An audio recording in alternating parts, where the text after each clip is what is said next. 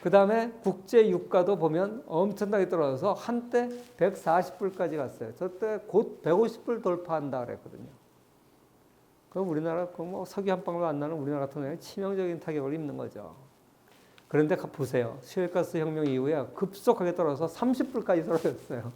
30불이면요. 1970년대 후반 가격이야. 그러다가 다시 올라가. 이렇게 올라간 이유에 대해서 뭐 미국이 일부러 개입해서 그렇다. 뭐 여러 가지 학설들이 있는데 아무튼 다시 올라가서 그러다 또 뚝 떨어지고. 그래서 더 떨어질 여력이 있는데 뭐 일부러 어느 정도 가격을 유지하고 있다. 뭐 이런 말도 있는데 아무튼 결론은 뭐냐? 지하 자원이 저렇게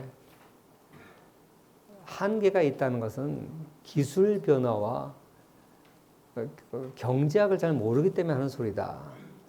엑슨모빌의 렉스 틸러슨 회장은 이런 말을 했어요. 앞으로 최장 200년까지 쓸 수 있는 서울가스가 있다. 신의 축복이다. 참 미국은 복도 많아요, 그죠? 땅덩어리도 넓은데 가뜩이나 잘 사는 최강대국인데 또 셰일가스가 엄청 나타났어. 왜 한국은 그런 게 안 생기지? 불공평해요, 그죠? 아무튼 근데 그 덕분에 아무튼 우리 또 싼 석유를 쓸 수 있다는 장점이 있죠. 자, 그런데 한 가지 더 드는 질문은 뭐냐면 그래도 아무리 많아도 언젠가는 그럼 셰일가스까지 떨어지면 500년 후에는 어떻게 할 거냐? 뭐 여러분 중에 500년 후를 걱정하는 사람 별로 없죠? 500년 후면 여러분들 후손 10대가 살 때인데 여러분 이름도 기억 못 할 거예요. 그죠? 근데 자식 정도, 내 손자 정도는 내 이름 기억해 줄지 몰라도 10대 내 후손들은 내 이름 기억하겠어요? 500년이 10대도 더 되지. 30년을 1세대라 그러면 한 20세대 가까이 되는데 500년 후야 뭐 I don't care. 나하고 상관없는 얘기야. 이렇게 생각할 수 있죠. 물론 그렇지만 아주 정말 정의로운 사람들은 500년 후에 1000년 후에 인류를 염려하는 사람이 간혹 있어요. 그런 사람들이 올 때는 그래도 언젠가는 지구의 자원이 고갈될 거 아니냐. 그러니까 어떤 사람 그러면 화성 가서 캐오지. 여기에 대해서도 내가 한마디를 하겠습니다. 제가 아는 사람 중에 김을수 박사라는 분이 계세요. 이분은 국내 유일의 석유학 박사예요. 우리나라 화학 석유공학이 이렇게 발달했는데 국내 유일이라는 게 무슨 말이냐. 화공학 박사는 많은데 석유학 박사는 없어요. 왜? 한국은 산유국이 아니니까. 근데 이분은 한국 석유공사 공채 1기예요. 석유공사에서 30년 일하다가 미국에 가서 석유학 박사를 받았어요.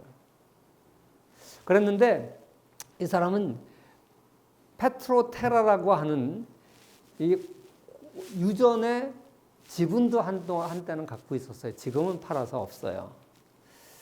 근데 이분이 이 지분을 60% 갖고 있었어요. 그리고 그때 당시 매장량이 약 1억 3천만 배럴이다라고 했어요. 저희 아르헨티나 및 여기 있는 강구예요. 그런데 이분이 한국에 와서 강의를 많이 하고 다녔는데 뭐라고 강의했냐면 우리나라에도 틀림없이 석유가 존재한다. 밑에. 그러면서 이제 태백 지역 이런 데 분명히 석유가 있다. 이런 얘기를 했는데 그래가지고 이제 뭐 한국에서 한동안 이제 난리가 났었죠. 사실 우리나라가 해외에 또 석유 광구 개발을 많이 했어요. 여기 보면 페트로테라가 여기 아르헨티나 여기 나오죠. 이 신문에 나온 기사예요. 여러분 혹시 안 믿을까봐 내가 신문 기사를 인용해 온 거예요. 이렇게 이런 분인데 지금 뭐 요 신문에 나오는 겁니다. 그러면서 이분은 무슨 얘기를 했냐면 석유라는 것은 석유가 도대체 뭐냐에 대해서 두 가지 학설이 있다는 거예요. 우리가 고등학교 때, 중고등학교 때 배운 학설은 미국 학설이에요. 과거에 공룡 같은 동물이 죽어가지고 땅 속에 묻혀서 썩어가지고 이게 석유가 됐다고 배웠죠. 그 다음에 과거에 큰 나무들이 묻혀서 석탄이 됐다고 배웠잖아요. 이게 미국 학설이라는 거예요. 근데 다른 학설은 뭐냐? 소련 학설이 있어요. 그거는 뭐냐? 석유는 그냥 지구 속에 존재하는 어떤 광물이다. 근데 이 두 가지는 어떻게 다르냐? 이 무생물과 유생물의 차이가 뭐냐면요. 유생물은 유기물이죠, 유기물. 탄소, 산소, 수소가 있어야 돼. 근데 석유는 산소가 없고 탄소, 수소만 있어요. 그래서 이걸 탄화수소라 그래. 탄화수소. 석유는. 하이드로카본, 탄화수소. 자, 모든 동물은 산소가 들어가 있어요. 유기물은 산소가 들어가 있어요. 그런데 석유는 산소가 없는 무기물이에요. 자, 그래서 이렇게 두 가지 학설이 있는데 얼마 전에 과학 웹사이트 livescience.com에서 아직도 석유라는 것이 어떻게 생성됐는지는 과학자들 사이에서 이견이 있다. 이건 언론 보도된 거예요. 사실이에요. 그래서 우리가 배운 유기물 이론, 즉 생물 발생선은 이런 거잖아요. 과거에 지구상에 공룡을 비롯한 수많은 생물들이 살았고 그게 퇴직되고 매몰돼서 원유가 생기고 그래서 유전이 형성된다. 이게 고등학교 책에 나오는 석유의 생성 과정이에요. 그런데 소련의 학설은 자연 발생선인데 지구 깊숙한 내부에 석유가 존재한다 그냥. 그러다가 지각 변동에 의해서 이게 튀어나와서 일부 화강암에 고인 거 이거 우리가 캐내는 거다. 그러니까 지구 깊숙한 곳에는 석유가 무한히 많다. 이 참 어떤 게 맞는 거예요? 그래서 이 사람들은 유기물 이론이 틀린 이유는 뭐냐면 생물이 존재하지 않았던 지구 외의 다른 행성에도 석유가 존재한다. 두 번째, 아까 얘기했던 석유는 탄화수소다. 그런데 유기물이 되려면 반드시 수소가 있어야 되는데 수소가 저절로 없어지려면 굉장히 고온이 돼야 산소가 저절로 고온이 돼야 되는데 그건 지하 1600km 정도의 고압에서나 가능하다. 근데 지구는 그렇게 깊이의 석유가 있지 않거든요. 그러니까 결국 유기물 이론은 틀렸다. 그 근거로 또 한 가지 얘기하는 게 미국이 이제 베트남 전쟁에 왜 참전했느냐. 진짜 뭐 자유민주주의를 지키기 위해서 베트남을 지원해 주려고 갔다 이제 우리가 이렇게 다 알고 있잖아요. 근데 거기 음모설이 있어요. 저는 그 음모설 별로 좋아하지 않는데 음모설의 핵심은 뭐냐면 베트남 앞바다에 석유가 나온 적이 있어요. 석유를 채취하려고 전쟁에 참여한 거다. 뭐 이런 이제 음모설이 있어요. 그래서 사실 베트남 전쟁이 한참 진행될 때 미국의 석유 회사들이 베트남 앞바다를 계속 탐사를 했습니다. 어차피 지네들이 지배하는 지역이니까 탐사를 한 건지 아니면 탐사하기 위해서 전쟁을 했는지 그 인과관계는 난 잘 모르겠어요. 그런데 결론이 경제성이 없다라고 판정 내리자마자 같은 해에 철군했다는 거예요. 그래서 공산화됐다는 거예요. 자, 그런데 지금은 베트남이 이제 공산주의 국가 됐으니까 러시아, 소련이 이제 영향력을 미칠 수 있죠. 소련의 학설은 더 깊은 데를 파면 된다. 미국의 학설은 퇴적층까지만 더 이상 들어갈 필요 없다. 왜? 퇴적물에서 생긴 거니까. 그러니까 미국 사람들은 파담한 거예요. 소련 사람들은 더 깊숙이 파면 다 있다. 더 깊숙이 판 거지. 지금 베트남은 산유국이 아니에요. 지금 베트남은 2007년도에 산유국이 됐어요. 소련이 들어와서 더 깊이 채굴 했어요.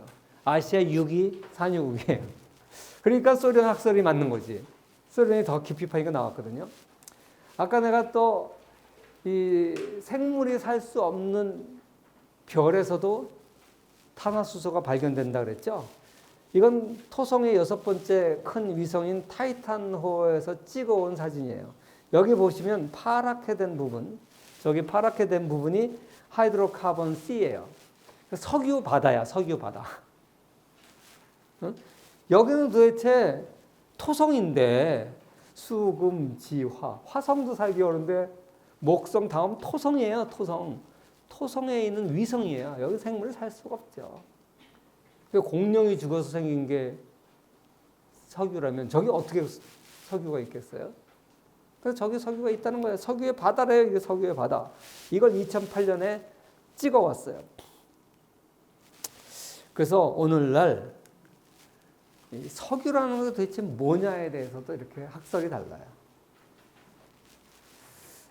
물론 이게 교과서에는 아직 실리지 않았죠. 왜? 이게 최근의 발견들이고 아직도 과학적 논란이 있는 거니까 교과서에 실릴 수는 없을 거예요. 그러나 왜 이런 얘기를 하느냐? 지하 자원이라는 것은 지금 이 시대 석유가 중요한 거지. 앞으로 500년 후에 석유의 대체적 쓸 에너지가 뭐가 나올지는 아무도 모른다는 거예요. 그리고 지금도 충분히 쓸 것이 많다는 거죠. 그래서 이제 그러면 500년 후에 그럼 좋다. 500년 다 파먹고 뭐 할 거냐? 지금 그 핵융합, 저온 핵융합 이런 걸 또 이제 연구하고 있어요. 사실 핵융합이 바로 태양이죠, 태양. 그래서 수소폭탄이 이제 융합할 때 발생하는 열로 만든 폭탄이잖아요. 근데 그 폭탄 폭발하면 안 되니까 저온에서 융합을 할 수 있으면 이건 영원히 쓰는 에너지가 생기는 거예요. 이런 연구들을 지금 하고 있어요. 바닷물 가지고. 그래서 이제 이런 것이 앞으로 되면 뭐 에너지 걱정은 하나도 없다. 뭐 이제 이런 얘기를 하는 거죠. 그래서 이 자원이 한계가 있으니까 성장 고만해야 된다. 이 얘기는 좀 맞지 않는다. 더더욱 가난한 나라들은 성장해야지 무슨 소리냐. 이건 아까도 내가 얘기했으니까 하나겠어요. 환경 문제는 정말 심각해요.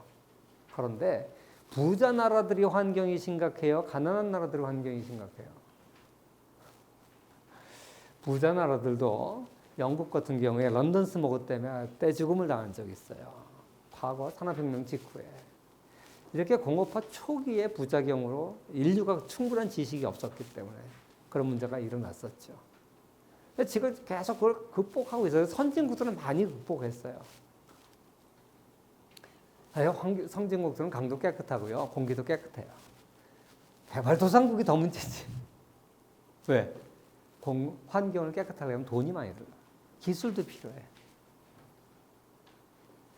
그래서 오히려 환경을 위해서라도 성장을 해야 된다. 기술 연구도 해야 되고. 그런 얘기를 우리가 할 수 있는 겁니다. 자, 세 번째. 행복에 대한 얘기입니다. 자, 우리가 성장한다고 해서 더 행복해지냐? 사실 그 말이 맞아요. 우리가 1960년대 물질 생활 수준으로 만족한다면 지금 아무런 문제도 없어요. 지금으로부터 약 60년 전으로 돌아와 보세요. 여러분 그때 태어나지도 않았겠지만 내가 어릴 때를 생각해 보면 지금 뭐 말도 못하게 발전한 거죠. 그런데 인간이 느끼는 행복 지수는 비슷비슷해요. 우리가. 사실 여러 재단, 여러 단체들이 행복 지수라는 것을 조사를 했습니다. 영국의 신경제재단에서 조사를 했는데 삶의 만족도, 평균 수명 뭐 이렇게 냈더니 일본이 95위야. 한국은 102위야. 미국은 152위야. 내가 살아보니까 미국 사람 우리보다 훨씬 더 행복해 보이던데 안 그런가 봐요. 이렇게 연구자들의 연구에서 항상 1, 2위 하는 데는 어떤 나라들이에요? 응? 어디지? 저 티벳 뭐 이런데. 근데 요새 티벳도 많이 행복지수가 떨어졌대요. 왜? 그전엔 몰랐대. 그래, 지네들이 제일 행복한 줄은 요 텔레비가 보급이 돼서 잘 사는 나라들 이렇게 비교해 보니까 지네들 행복지수가 떨어졌대. 몇 년 전에 어느 조사에서 행복지수가 가장 높은 나라는 마누아투, 호주 근처의 작은 섬나라인데 마누아투가 1위를 했어요. 이런 나라야. 여기서 이민 가겠다고 두 부부가 지금 가고 있는 장면이 KBS TV에 방영이 됐어요. 근데 난 저기 가서 살고 싶지 않거든요. 왜? 요런 나라요. 다 빨개 벗고 저렇게 사는 게 좋아? 난 저기 가서 살고 싶지 않아. 그런데 아무튼 이렇게 행복지수 조사를 해보면 되게 이런 나라들이 이제 행복한 걸로 나타나요. 그런가 하면 또 꼭 그런 건 아니에요. 그 얘기를 조금만 더 할게요. 1974년에 미국 펜실베니아 대학의 이스탈린 교수가 인간의 그 경제 성장이 인간의 운명을 개선하느냐 이 연구를 했는데 일본의 경우에 1950년에서 1974년에 소득은 7배 늘었는데 행복했다는 응답은 감소했다. 그래서 이 사람이 이 연구를 처음으로 해서 이스탈른 패러독스라 그래요. 이걸 경제 성장이 행복을 전혀 가져다 주지 못했다. 이걸 이스탈른 패러독스라 그래요. 그리고 아까도 얘기했지만 런던 대학의 연구에서는 방글라데시가 1위를 했었고,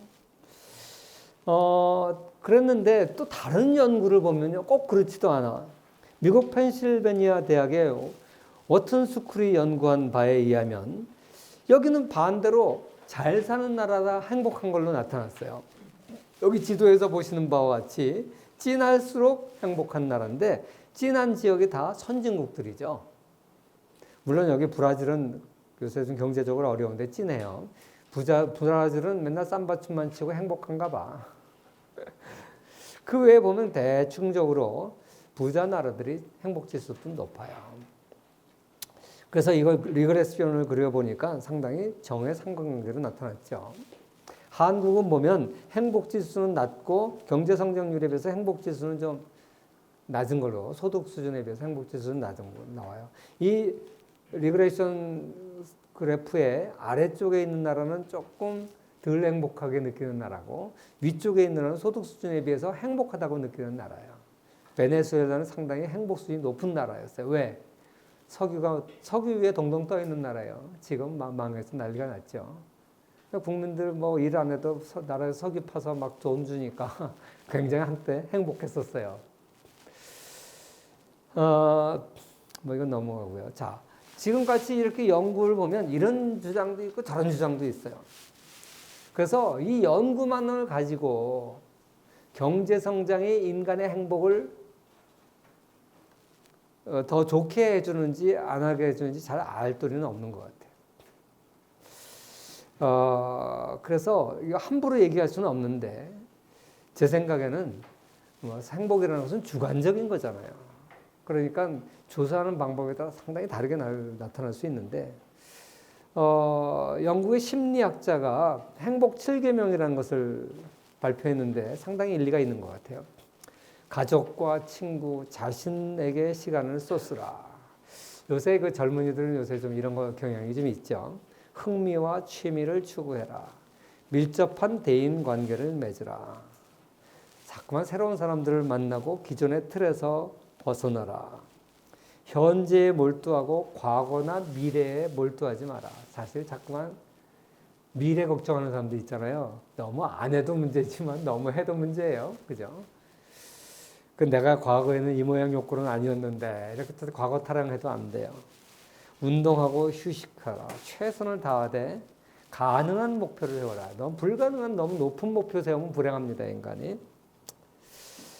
자, 이래서 이제 행복 7계명을 얘기했는데 상당히 맞는 얘기예요. 일리가 있죠.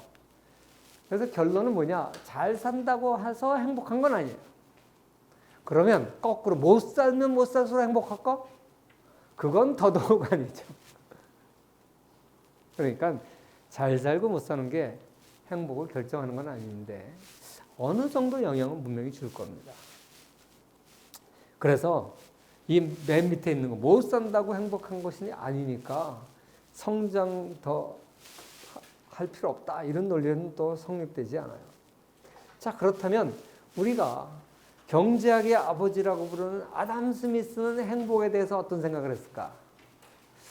요거를 지금 할 시간이 될까? 요거를 할까 말까? 여기까지만 오늘 하죠. 아담 스미스는 이렇게 행복에 대해서 얘기했어요. 인간이 행복을 결정하는 요인은 뭐냐? 인간이 빚이 없고 건강하고 할 일만 있으면 그거 이상 뭐가 필요하냐? 이런 얘기를 했어요. 요거 뭐 시간이 좀 걸릴 것 같아서 지금 시간이 저 시기에 맞죠?